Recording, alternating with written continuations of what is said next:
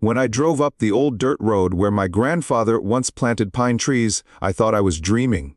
A nightmare. The land that had belonged to my family for half a century was now a brand new subdivision.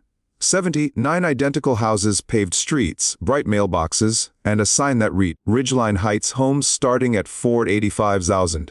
I froze. My knuckles turned white around my car keys. I never sold this land, yet somehow an entire town had been built on it. When I took my ownership deed to the county office, the clerk just shrugged. "It's already been transferred through adverse possession, Mr. Flint. The records are clean." Clean. They'd forged my grandfather's signature, bribed officials, and funneled money through a shell company called Ridgeline Capital, run by Mrs. Karen and her husband, a power-hungry real estate couple known for buying shortcuts. My lawyer Lydia Chen flipped through the files, eyes cold as steel. "This isn't a mistake. It's an operation. But once we start, they'll come after you." She was right. My social media accounts were hacked. My son was followed home.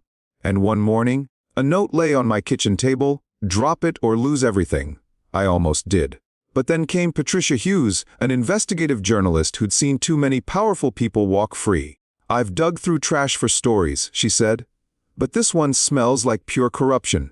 Her report hit the airwaves. Drone footage of the houses, leaked emails from Mrs. Karen's husband offering a $50,000 bribe to a county official. The state erupted, investigations launched, and suddenly the man who'd been robbed became the key witness. The courtroom was packed, snow falling outside. Dozens of families from Ridgeline Heights sat behind me, afraid of losing their homes. Lydia stood tall before the judge. This was no clerical error. This was theft, with a smile, a pen, and a checkbook. She held up the email. The courtroom fell silent.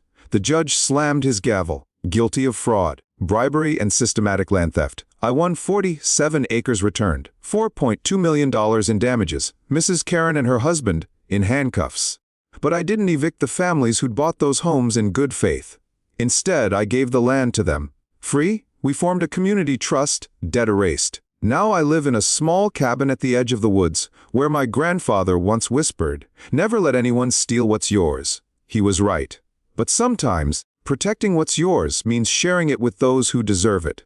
Subscribe for more gripping, true, inspired stories of greed, courage, and justice where ordinary people fight back and win.